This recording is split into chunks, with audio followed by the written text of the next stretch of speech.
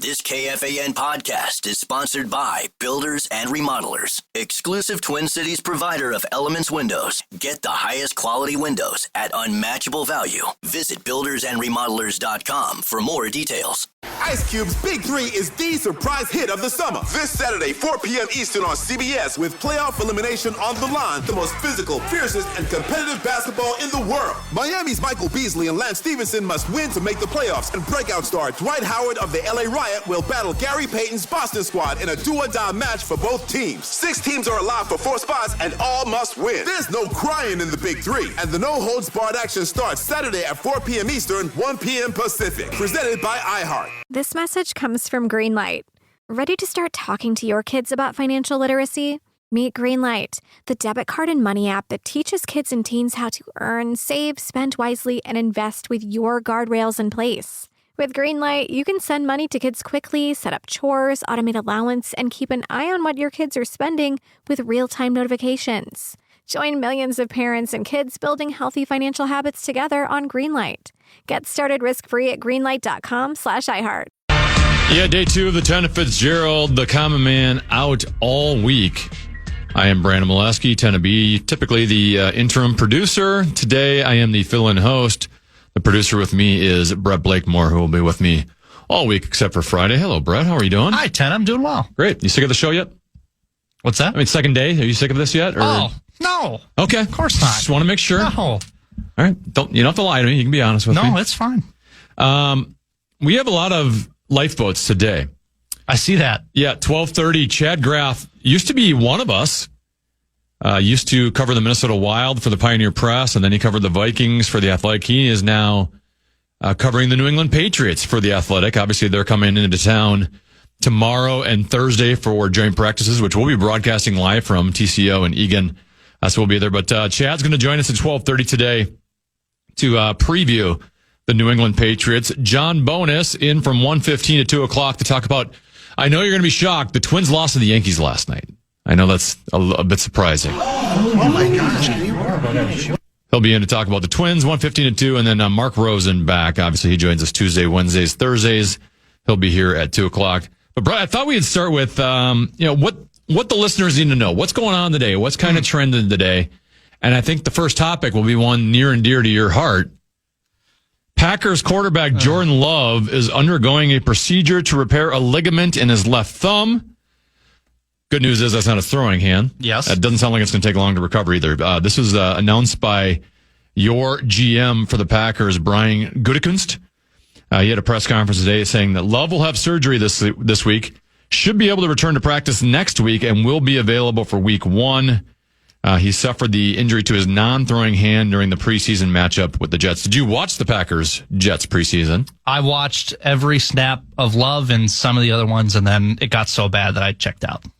Wow. Yeah. It was not the true fan. Preseason football. Not the true fan that I thought I was. Yeah. Yeah, that's right, because you were talking about yesterday about all the throws that were being dropped by your receivers. Yeah. Ugh. No! I'm assuming everything's okay. Just, left hand surgery. Yeah, I mean, we saw it yesterday at practice where he had it taped up and he was basically doing handoffs that you would typically do with your left hand. He was doing it backhanded with his right hand. That's not good. Because he couldn't do it with his left, and it was all... They were having a conversation with him, LaFleur, after practice, and there were pictures going around, what's going on with his left thumb? Here we are today, minor procedure. They're not calling it surgery, procedure.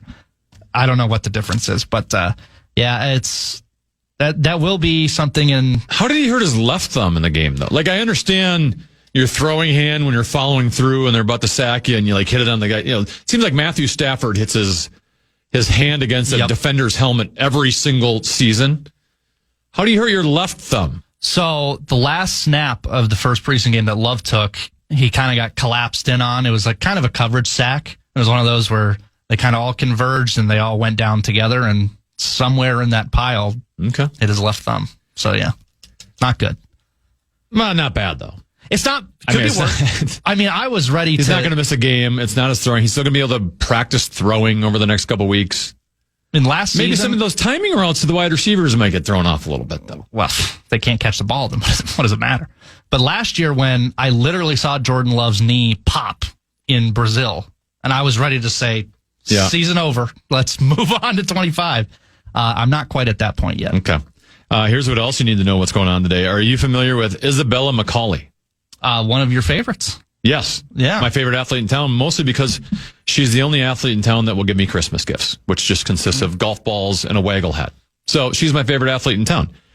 She is playing in the Minnesota Women's State Open at Royal Golf Club. Actually, I got to find out her updated score for today because she teed off less than 2 hours ago. So I got to figure that one out.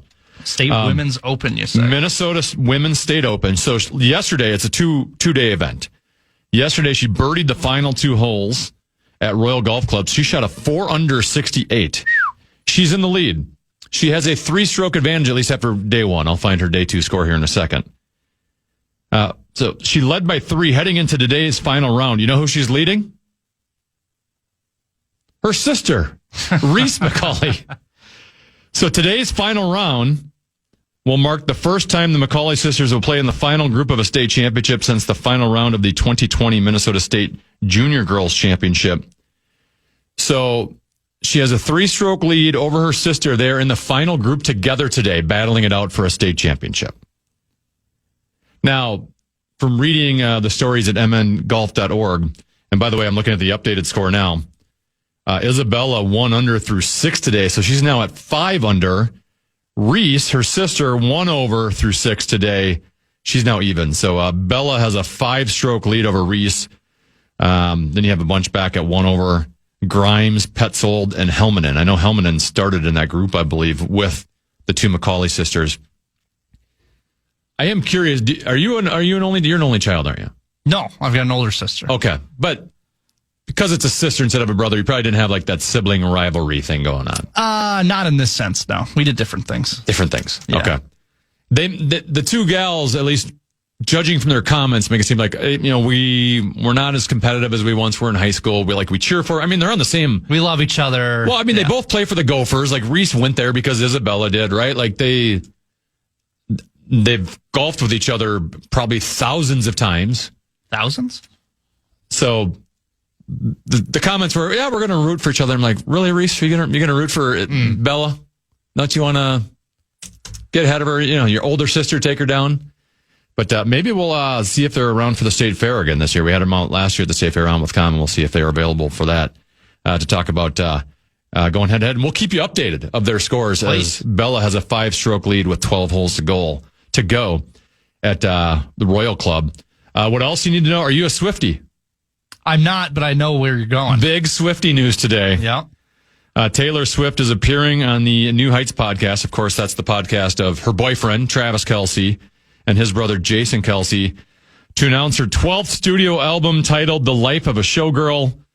The reveal for the 12th album was posted at 12:12 a.m. on August 12th. Oh, so much hidden meaning behind it. Easter eggs. They're so deep.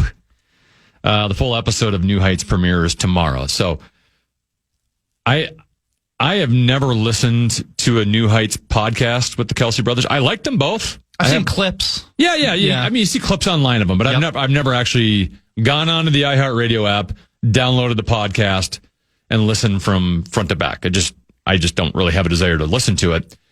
My wife actually has it as one of her favorites just because she wanted all the T-Swift info she could get. So she'll probably listen to it tomorrow when it comes out. I will not, because we're going to get all the information anyway. Your favorite T-Swift song? Ugh. Do you know any? Well, yeah, I know. The Love Story, Teardrops on My Guitar. I don't know how many I could name. Bad Blood, Shake It Off. You're doing pretty good. I think I'm tapped you out. are a Swiftie. I could probably think of more, but now the pressure's on. It's like playing. I'm gonna go with Karma. Yeah.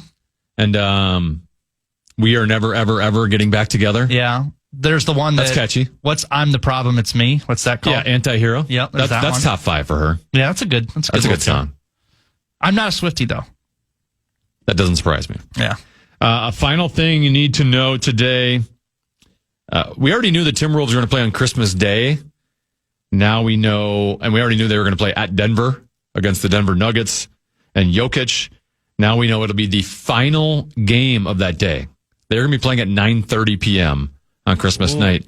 And also, you know what's happening on Christmas? The Vikings play the Detroit Lions. Mm-hmm. That's a 3:30 game at US Bank Stadium. So if you are a Minnesota sports fan, you will not be seeing your children on Christmas Day. You're just going to be sitting in front of the TV. They're going to be opening presents. They're going to be asking you to, because if you like to unwrap a Barbie doll these days, they have like every single limb is tied with this extremely, I don't even know what the word is right now. Like just they're singed so tight that you need to get scissors to like do like 12 different steps. They're going to be asking, Dad, can you open this? Dad, can you open this? And you're not even be paying attention because you're going to be watching Vikings and Timberwolves all day long. So that's what you need to know. We'll transition that into, because we are full of guests today, the only other open segments we have next segment, and of course, 5 questions with you at 1 o'clock. We will next, I have to reveal another fantasy football league winner. Yes. We'll be at the running back position. Fantasy football league winner will probably also transition into the more you know. We'll do that next on the Tennafitzgerald. The reviews and ratings are in, and Ice Cube's Big 3 is the surprise hit of the summer. This Saturday, 4 p.m. Eastern on CBS, with playoff elimination on the line, the stars will be flocking to Los Angeles to witness the most physical, fiercest, and competitive basketball in the world. Miami's Michael Beasley and Lance Stevenson must win over Houston to make the playoffs, reeling from last week's savage beating at the hands of Chicago's possessed Montrezl Harrell. Last time these teams met, Miami beat Houston, but they are a dangerous team having their manhood at stake. Then breakout star Dwight Howard of the LA Riot will battle Gary Payton's Boston squad in a do-or-die match for both teams. Will LA avenge their previous shocking loss to perennial basketball Boston rivals to survive? 6 teams are allowed for 4 spots, and all must win. Don't miss the Big 3, the 3-on-3 basketball league everyone is talking about. There's no crying in the Big 3, and the no-holds-barred action starts Saturday at 4 p.m. Eastern, 1 p.m. Pacific, followed by 2 games on Vice starting at 6:30 Eastern, presented by iHeart. Have you seen Happy Gilmore 2? I have. Your thoughts? You know, if you were expecting an Oscar-nominated movie, you're going to be disappointed. But if you're expecting the sequel to Happy Gilmore, I think that's... Okay, so you've seen Happy Gilmore. I liked it. Because you weren't alive when Happy Gilmore 1 came out, correct? I believe so. Probably close to that range. When did it come out? 90... Probably right around when you were born. I was born in 96, so it was the year I was born. Yeah. Yeah. Yep. So, but you still watched it? Yeah. And it held up at the time you watched it as an adult, I'm assuming, or in high school? The first one? Yeah. Yeah, I liked it. The first one's one of my favorite movies of all time.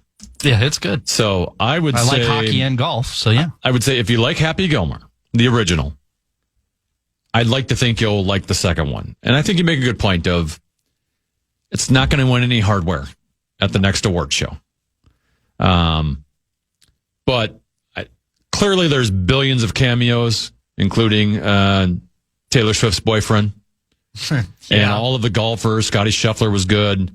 It's if you like cameos and nostalgia for the first movie, which I think it does a pretty good job pulling back everything from the first movie, which I am very nostalgic for that movie. I enjoyed it. It made me smile. I had fun. My boys are still watching it nonstop. Mm-hmm. They've watched it 3-4 times already. In fact, Leo's home sick today. He was watching it when I left. So I thought it was a good movie. If you like the first one, I think it's worth, and apparently a lot of people did. A lot of people watched it on Netflix. Are you ready for a fantasy football league winner? Now, as Willow Mark Rosen's cat pointed out via text at the Bradshaw and Brian KFAN text lines at 64686, he writes, Tennis fantasy picks? Let's go. I followed his picks last year and finished 7th in my league out of 8. Yeah, always. And I told them, well, there's that. Because the picks did not go too well last year. But that just means we are now due. I don't ever make picks that bad. Well, it's just an off year. For the record, I am writing them down this year because I didn't write down last year's. So I'm just going to have it on my sheet just to say. So yesterday at the quarterback position, you had Bryce Young. I gave you Bryce Young, quarterback of the Carolina Panthers. Today we will do the running back position. And my league winner at the running back position for the season, currently listed as RB12 in average draft position, currently number 22 overall. Running back from the Cincinnati Bengals, Chase Brown. Rushed for 990 yards, 7 touchdowns last year. he wasn't their number one back to start the season. So it took a couple of games before they figured out he was the guy, and then he took over the backfield.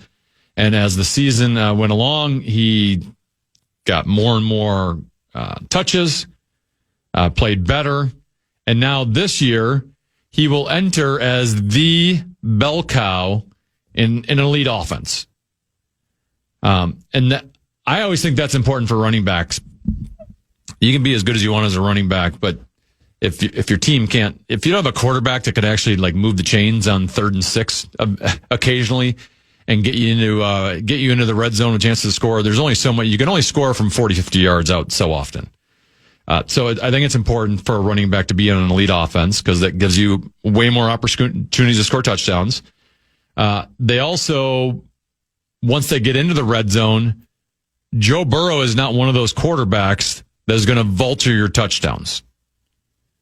You know, he can run a little bit, but they're not going to be quarterbacks. They're not going to be doing the tush-push with Joe Burrow at the 1-yard line.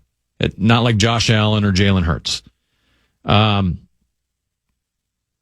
think the biggest reason why I like Chase Brown compared to a lot of the others ahead of him is because, especially if you're in PPR leagues, which is the way to play in all the leagues that I'm in, he's got receiving skills. He got 54 balls last year. He was targeted 65 times. That's pretty good for a running back. He had 4 receiving touchdowns. Those numbers will probably grow now that he'll be full-time for the entire season. And because the Bengals, at least as of last year, had one of the worst defenses in football, maybe one of the worst defenses in football history, they are going to be playing catch-up a lot. So he's going to get so many just dump-offs and screen passes. He's going to put up some PPR numbers. He'll get the freebies that you like to get from your running backs. On top of that, I mentioned the elite offense. They have elite wide receivers in Ja'Marr Chase, arguably, along with Justin Jefferson, the top wide receiver in football.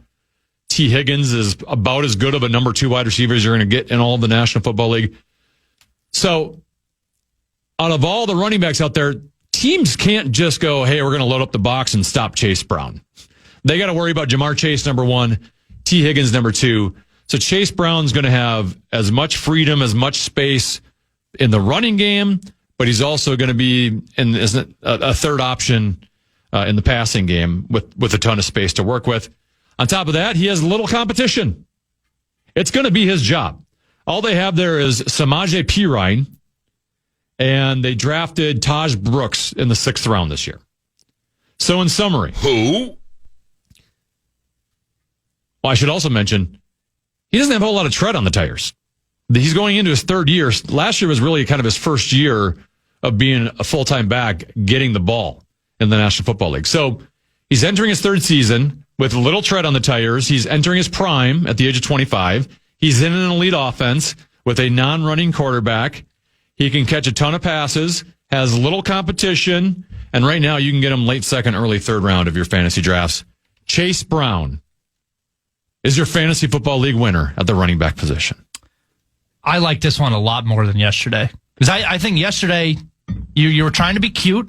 You're trying to be cute. You're trying to go way off the board. You know, you weren't trying to go Mark Rosen and say I was forced to pick Scotty Scheffler. You were trying to pick someone off the board, and I was a little hesitant. This one I like a lot more because, like you said, I was looking at the depth chart.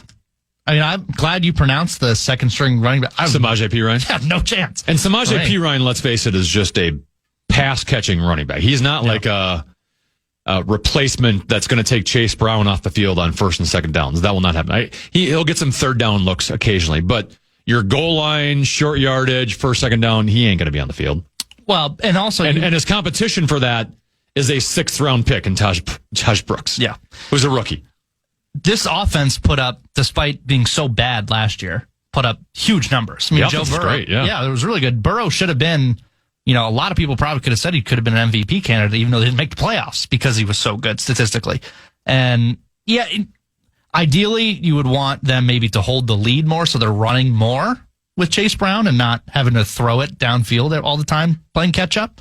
But that's the only hole I can poke in that. He's a starting running back who is on a really good offense that is going to need to score a lot of points to stay in games. So I really like this one a lot more than Bryce. Thanks for also acknowledging you hated yesterday's pick. Yeah, it wasn't my favorite. Probably won't take Bryce Young. So we have 2 more to go, wide receiver and tight end. Tomorrow and Thursday, we're going to be at Vikings joint practice against the New England Patriots. So I don't think we're going to, we'll have to reveal both of them on Friday, which you're not going to be here for. So maybe I'll have to text them to you or tweet them to you to get your opinion on how much you like or dislike them. I know you live and die by it. The more you know. From the time it was discovered to the time it lost its status as a planet, Pluto made it less than a third of the way around the sun. Wow. A slow move. By the time we figured out Pluto was there, to the time, I'm still not a fan of us just changing. I grew up with Pluto as a planet. I don't remember when we made the change to dwarf planet, so maybe you've always known it as a dwarf planet. I feel like I've seen both. Okay. But I don't know. When I grew up and we were learning about the solar system as a child, there's 9 planets. Pluto's the 9th. It's the furthest away from the sun. It's the smallest. And then they just make the change on us. Mm-hmm. But by the time we figured out it was a planet, to the time we decided to change it to a dwarf planet, it had only made it a third of the way around the sun because it takes 248 years to orbit the sun. The dwarf planet of Pluto. The more you know. You ready for some geographical misconception? Okay. I got a couple here that maybe you didn't know. Okay. Jacksonville, Florida. It's on the Atlantic coast. Yes. That's the East Coast. Did you know that if you draw a line south of Jacksonville all the way down, that line will not pass through South America? In fact, all of South America is east of that line. Huh. I didn't know that. That blew your mind, didn't it? Yeah. I lived around Jacksonville for a long time. We kind of I think the common conception is South America is south of North America, and it's really south and east of North America, to the point where Jacksonville, Florida is further west than the entire continent of South America. The more you know. Would you like more geographical misconceptions? Sure. When you're traveling on the Panama Canal, from the Atlantic coast, or from the Atlantic Ocean to the Pacific Ocean, what direction are you traveling? Well, I think I know the answer. Do you? I think you're going south. Oh, so you did know that. Yeah. Yeah, you always kind of think of it as you're going from one ocean to the other. You're going east to west, right? But actually, in reality, the canal runs from northwest to southeast. Mm-hmm. So even though you're going from the East Ocean to the West Ocean, the canal, you are actually going southeast. Well, as we when learned, you travel down the canal. As we learned, South America is east of North America, correct. So Panama's kind of has that angle to it. The way it's angled. Yeah. What happened? I thought we were going to take over the Panama Canal. What happened to that? Trump said we were going to get that. Maybe he thought it was east to west, and then once he figured out you're actually traveling southeast, and he's like, I don't want that anymore. Yeah, it's a lot of work. The more you know. One final geographical misconception. Reno, Nevada is west of Los Angeles. You didn't know that either, did you? Reno, Nevada is west of Los Angeles. Oh, yeah, because the state of California kind of it curls down, kind of like the Panama Canal. It goes northwest to southeast. Yeah. So the western part of Nevada is actually further west than Los Angeles and San Diego. The more you know. We learned some stuff today. Vikings take on the New England Patriots tomorrow and Thursday joint practices. They also play them in a preseason game on Saturday. Chad Graff covers the New England Patriots for The Athletic. He's going to join the Tennafitzgerald next, right here on The Fan.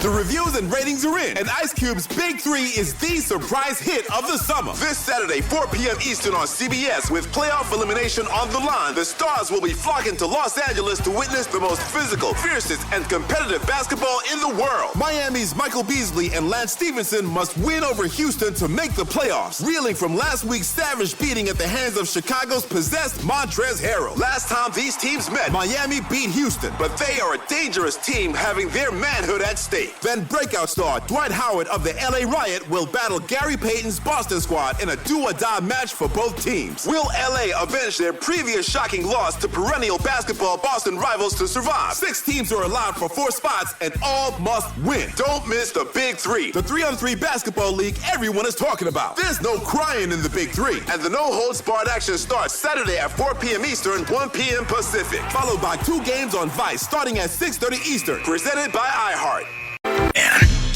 Music legend Daryl Hall is taking over the Minnesota State Fair Grandstand August 28th. If you want your shot at tickets plus State Fair admission, check out KFAN.com keyword contest so you could win your way in today.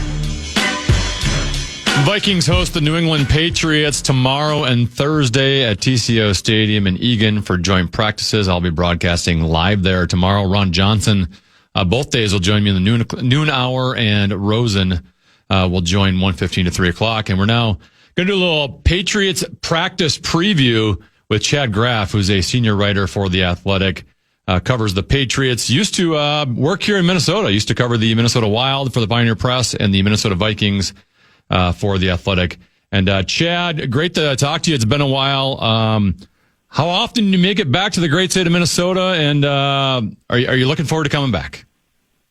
Yeah, let me just say this. I think I get a bunch of crap from the Patriots writers with the amount of times that I still come back here for various guys' weekends, golf weekends, whatever. So this is actually my 3rd trip back in the last 9 weeks. Wow. So I've had plenty of recommendations for the Patriots contingency heading out here. I was going to ask if you had like a Starbucks date with Russo set up or a golf trip with LaPanta set up. It sounds like you've already done that.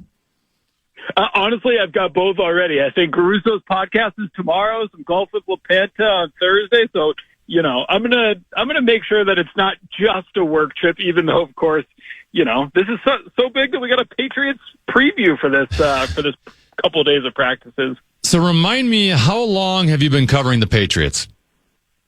So it's been 3.5 years now, basically right at the end of the Belichick era, right as things really went south, I got there. That's why I asked, because I was literally going to get into that portion of it. How has the fan base accepted the post-Belichick, post-Brady era? I would think because they were so successful so long that the franchise has quite the honeymoon period, but are they still not caring that much about the losing, or is it hard for them to experience the losing that they've been experiencing?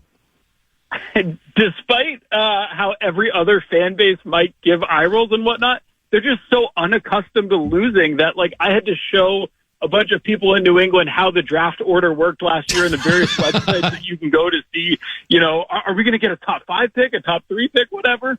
So it's been weird. And I would say what has made it a little bit weirder is they had these 2 incredible dynasties, but what was difficult is that it ended with the central figures that are so beloved in New England, Tom Brady, Bill Belichick feuding with each other, same for Robert Kraft with Belichick.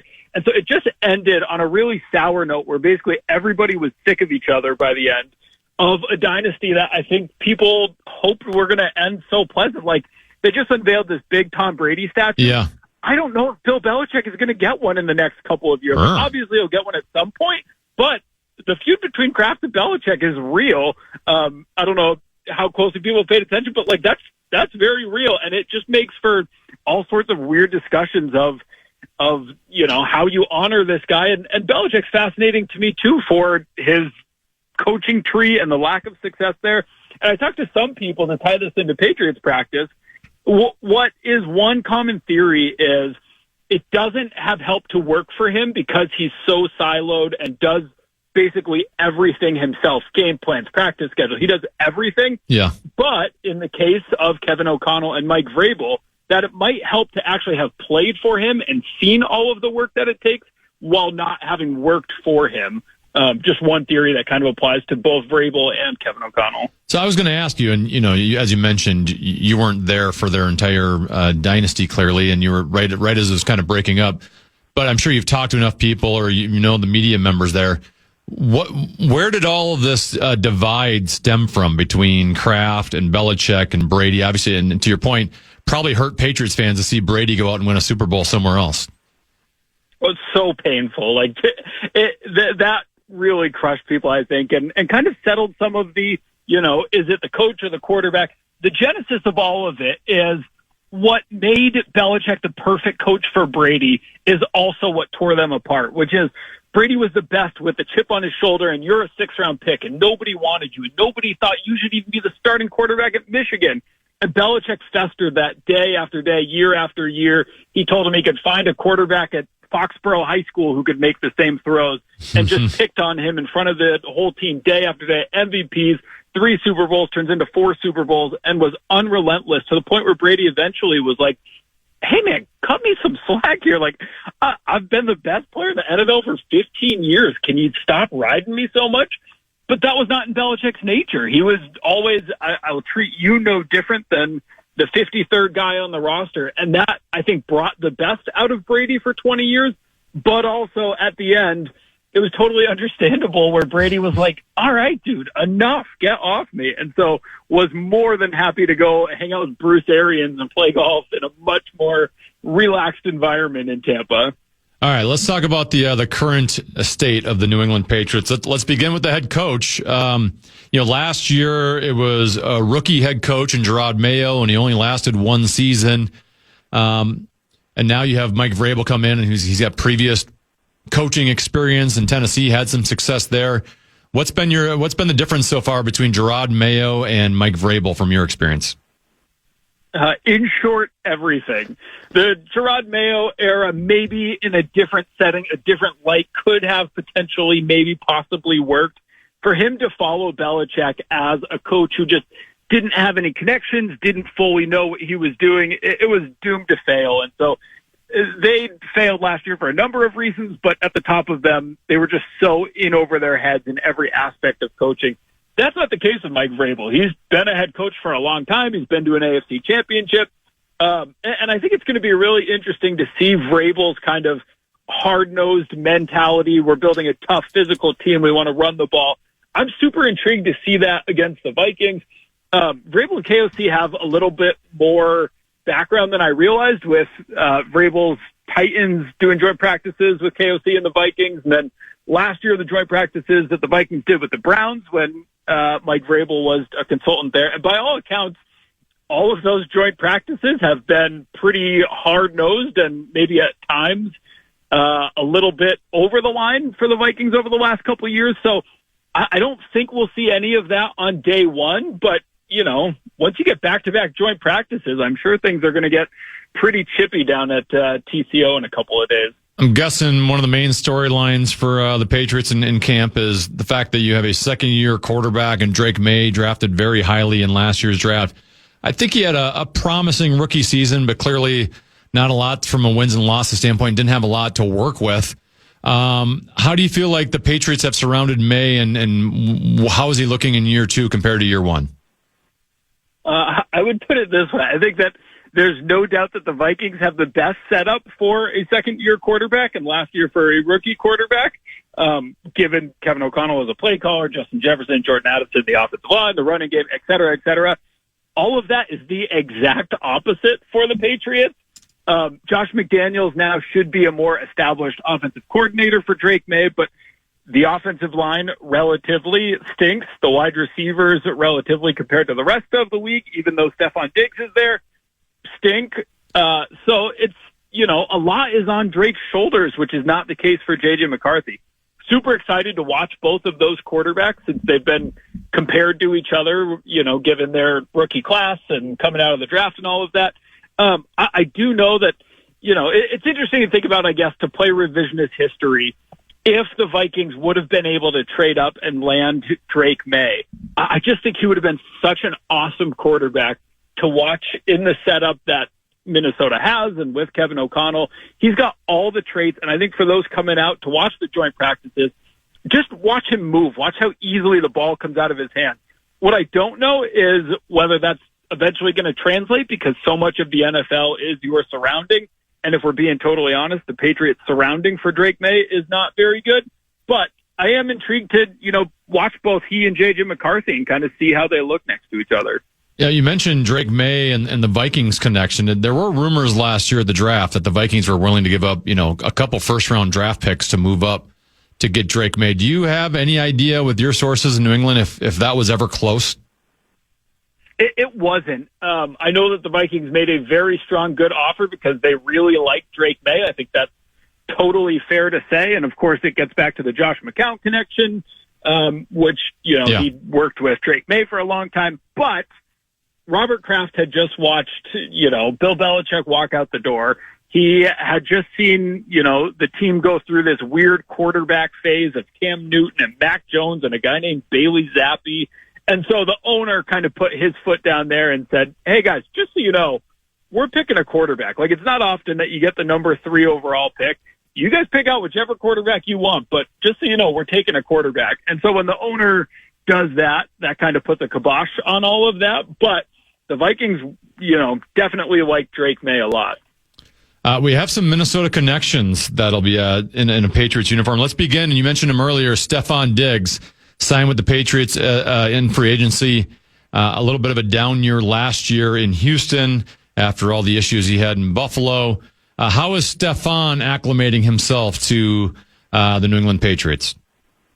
Yeah, it's been interesting to see because I think for the first time since maybe the 2017 season, midway through the 2017 season here, we're kind of seeing the Stephon with a chip on his shoulder of, the all-pro days are gone. His prime is probably gone. He's no longer paid as the top 10 wide receiver. And I think he's got a little bit of a chip on his shoulder now to prove that even as he gets into his age 31 season, coming off an ACL tear, he still thinks that he can be kind of a fringe number 1 wide receiver.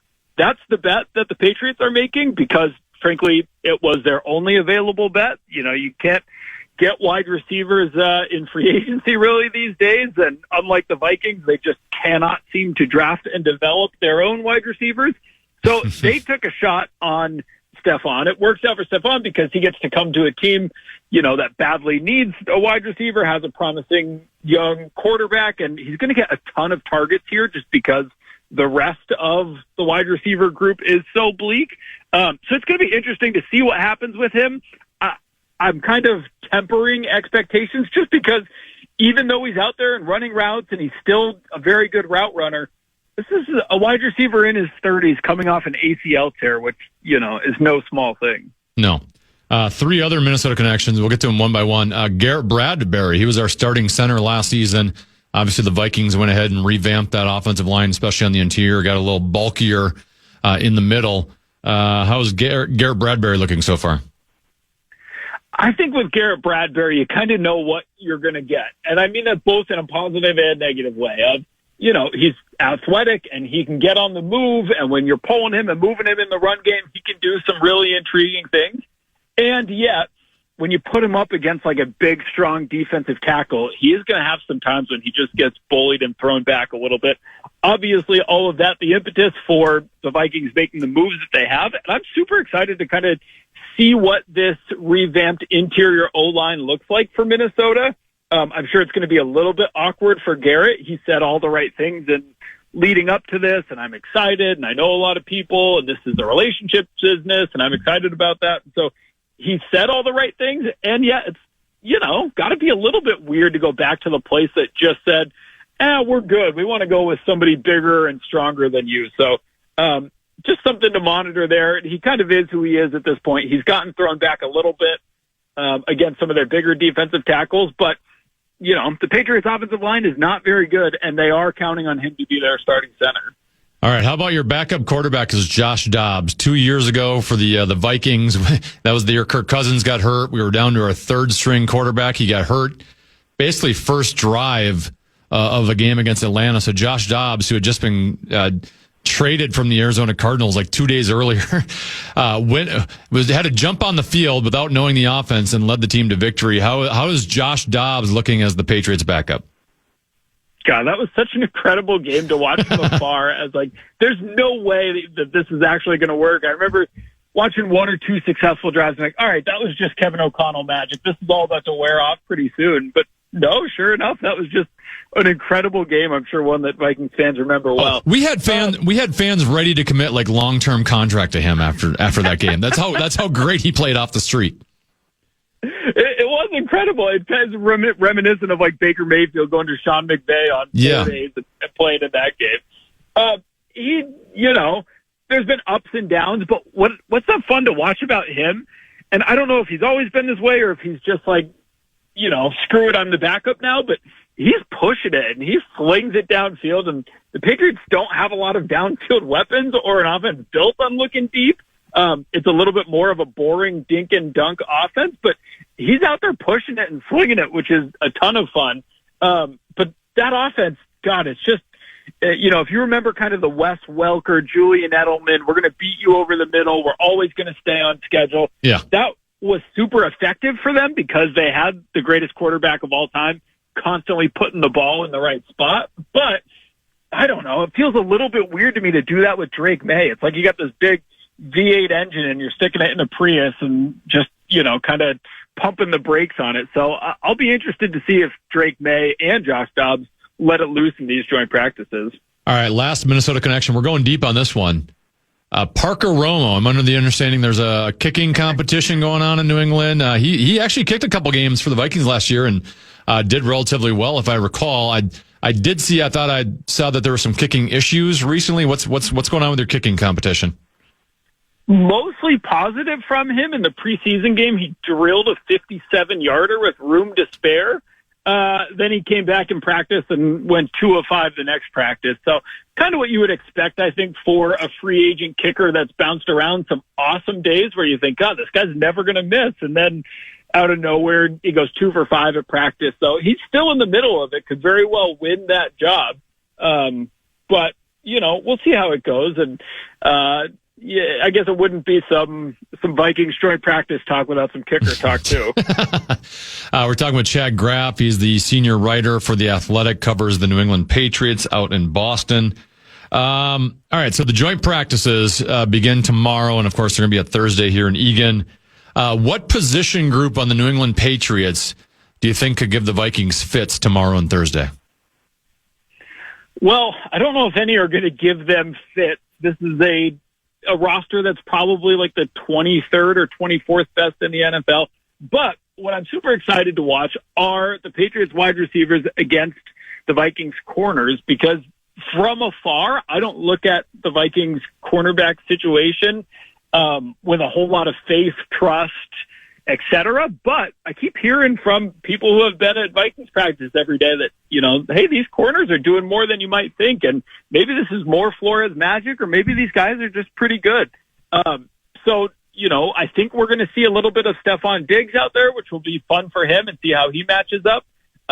But I do just want to see how that is going to look I think there's a decent amount of faith in what the Vikings are going to be able to do getting after the quarterback. And against the Patriots offensive line, I think the Vikings should do pretty well in that area. But when they get to like 7-on-7 stuff, that's where I want to see it. Are the Vikings cornerbacks in the secondary kind of clamping down on a just okay group of Patriots wide receivers, or have them, looking pretty good, Minnesota, that is, in training camp practices? Has that just been, facing a quarterback kind of feeling it out and getting his second round of training camp reps under him? That's something I'm really looking forward to seeing.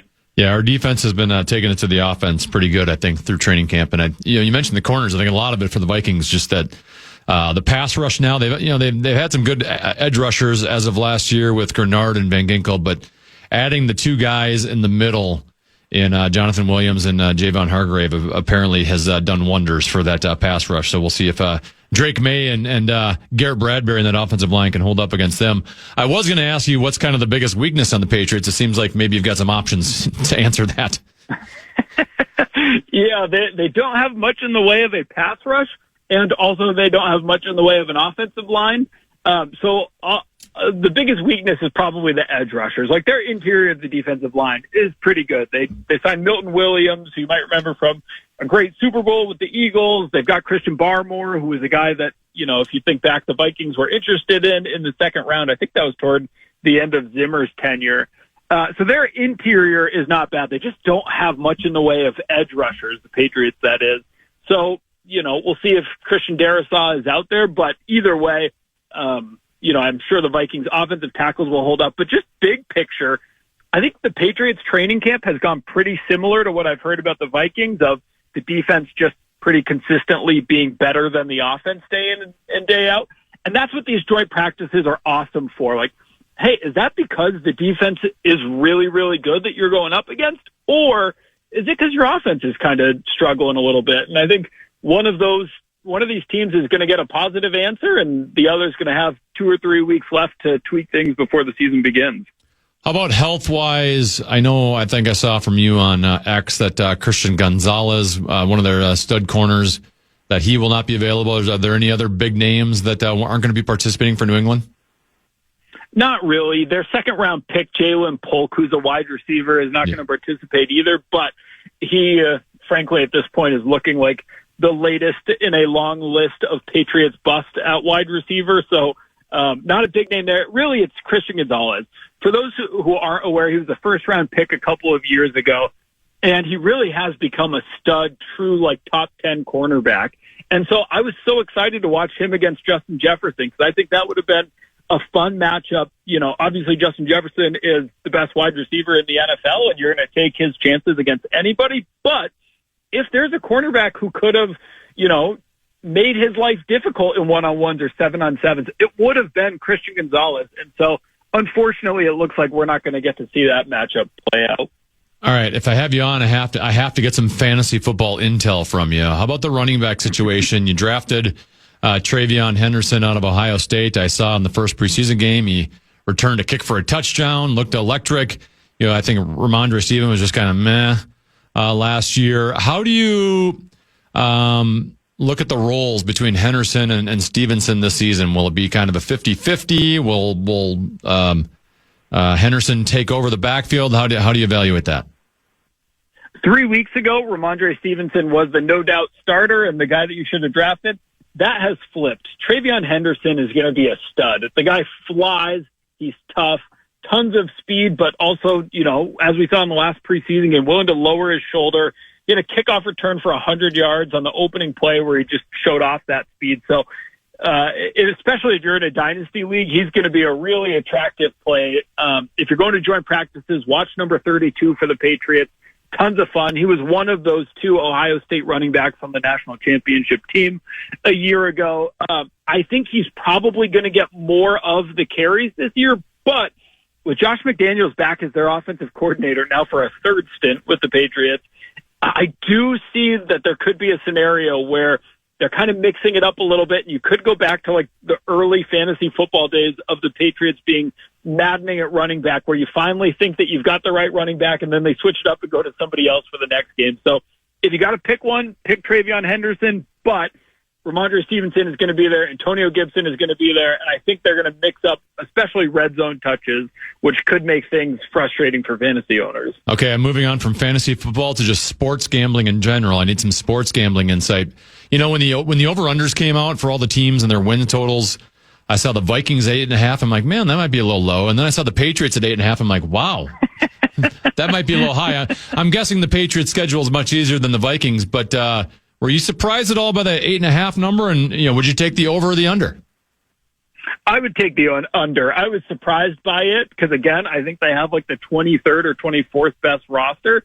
I think that some of that is people banking on a boost, just going from Mike Vrabel, probably sure, a well-known established head coach, from Gerard Mayo and the disaster that was. But also something to keep in mind as you consider that line. The Patriots have either the easiest or second easiest schedule in the NFL, depending on what metric you use. Their schedule is so soft. Every bad team that you can think of, they play. They're truly the beneficiaries of a last-place schedule. And, frankly, the AFC East is not that good. I think you pencil in 2 losses against the Bills, but the Dolphins feel like a bit of a mess right now. And the Jets, we've all seen Justin Fields plenty. That I don't think the Jets are super scary. So it's an easy schedule. And that's why, even though the Vikings roster is much, much better, that's why they end up with the same win total. Thank you, Chad. Really appreciate your time. And we'll see you tomorrow and Thursday out in Eagan. For sure. Thanks for having me. So happy to be back in Minnesota. Good to have you back. That's Chad Graff. He's the senior writer for The Athletic, covering the New England Patriots, Vikings, Patriots joint practices tomorrow and Thursday. We'll have the Tennafitzgerald broadcasting live, kind of giving you the play-by-play of joint practices. Up next, 5 questions. Brett, you got a tease? Panic or patience? Ice Cube's Big 3 is the surprise hit of the summer. This Saturday, 4 p.m. Eastern on CBS, with playoff elimination on the line, the most physical, fiercest, and competitive basketball in the world. Miami's Michael Beasley and Lance Stevenson must win to make the playoffs, and breakout star Dwight Howard of the LA Riot will battle Gary Payton's Boston squad in a do-or-die match for both teams. 6 teams are alive for 4 spots, and all must win. There's no crying in the Big 3, and the no-holds-barred action starts Saturday at 4 p.m. Eastern, 1 p.m. Pacific. Presented by iHeart.